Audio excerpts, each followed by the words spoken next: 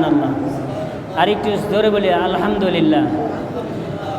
এবং এই ভিডিওটা দেখে এই ওয়াজ শুনে অনেকে ভালো মনে করে, অনেকে খারাপ মনে করে। কারণ আহলে বাইতের কথা তো সবারই ভালো লাগে না। কথা বলেন না কেন? কেউ আমারে ইউটিউবে কমেন্ট করছে আমি ভণ্ড, বলেন নাউজুবিল্লাহ।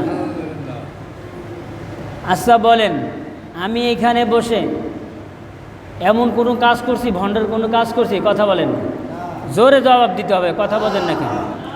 তাহলে যেই ব্যক্তি কমেন্টে আমারে জানাইলো আমি ভণ্ড, আমি কোরআন হাদিস ছাড়া এবং রাসূল সাল্লাল্লাহু আলাইহি সাল্লামের ছাড়া বা তার আহলে বাইত ছাড়া কোনো আলোচনা করেছি? কথা বলেন। তাহলে আমি ভণ্ড হলাম কিভাবে? ভণ্ড হতাম। 2 রাকাত জুমার নামাজ না পড়ায় যদি 3 রাকাত পড়তাম, আমি যদি উল্টাপাল্টা ফতোয়া দিতাম, তাহলে আপনারা আমাকে ভণ্ড বলতে পারতেন। কি বলেন? কথা বলেন না কেন? আমি তো ভণ্ডের কিছু কাজ করে নাই, তবে একটা কাজ করছি, যেই কাজটা শুনে নাস্তিকদের জ্বালা পোড়া উঠে যায়। বলেন ঠিক কিনা? জোরে বলেন। যার কারণে তাদেরকে ভণ্ড মনে হয়। সর্বপ্রথম বলেছিলাম রাসূল সাল্লাল্লাহু আলাইহি সাল্লাম বলেছেন, আমি তোমাদের মাঝে 2টা জিনিস রেখে যাব, যেই 2টা জিনিস যদি তোমরা ধরে রাখতে পারো তাই কখনো পথভ্রষ্ট হবে না। একটা হচ্ছে আমার আহলে বাইত, আর একটা হচ্ছে আল কোরআন। সবাই বলে সুবহানাল্লাহ। যদি এই আলোচনা করব না, খালি একটা কথা বলে যাই। তাই কোরআন হাদিস আলোচনার করার কারণে এবং আহলে বাইতের আলোচনার কারণে যদি আমি ভণ্ডই যদি হয়ে থাকি, তাহলে কোনটা বললে ভালো হবে এখন বলেন? আপনারা আমার এই কমেন্টে জানা দেন। কি বলেন, ঠিক কিনা?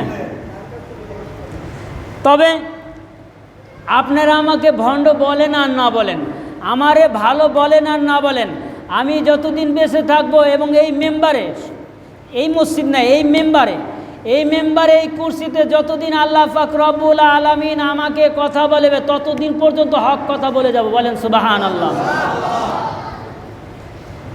এবং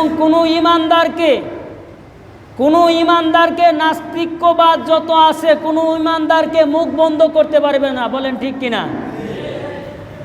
আমরা ভয় পাই না, নাস্তিকদেরকে আমরা ভয় পাই না। আমরা হাদিস কোরআনের কথা বলবো, আল্লাহ এবং আল্লাহর রাসূলের কথা বলবো, আহলে বাইতের কথা বলবো।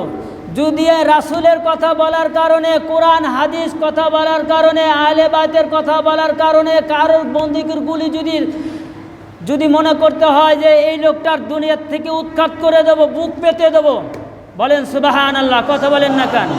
শুধু একটা গুলি না, হাজারো গুলি খাওয়ার জন্য রাজি আছি মুসলমান। ঠিক কিনা? সবাই বলেন। তোমার বুলেট গুলি কয়টা আছে? আমার মতো জিল্লুর রহমান হাজার হাজার বুক পেতে দিবে রাসূলের প্রেমের কারণে। কথা বলেন না কেন? রাসূল সাল্লাল্লাহু আলাইহি সাল্লামের আহলে বাইতের কারণে হাজারো যুবক পোলাপান আজকে জীবন দিবে। পারবে না? কথা বলেন। মুসলমানদেরকে দামানো এত সহজ না।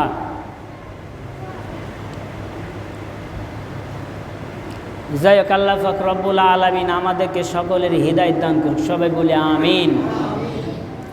আমি ওই আহলে বাইতের কথাই বলবো, তাতে যে যাই বলুক। কি বলেন? তাতে যে যাই বলুক। আপনি আমার ভণ্ড করবেন, পিছনে ভণ্ড করবেন, বলেন, আমি আপনার জন্য খোলা। আমি আপনার গীবত গাব না। আপনি আমার গীবত গায়ে যদি ভালো থাকতে পারেন, গীবত গান, সারা জীবন গীবত গান।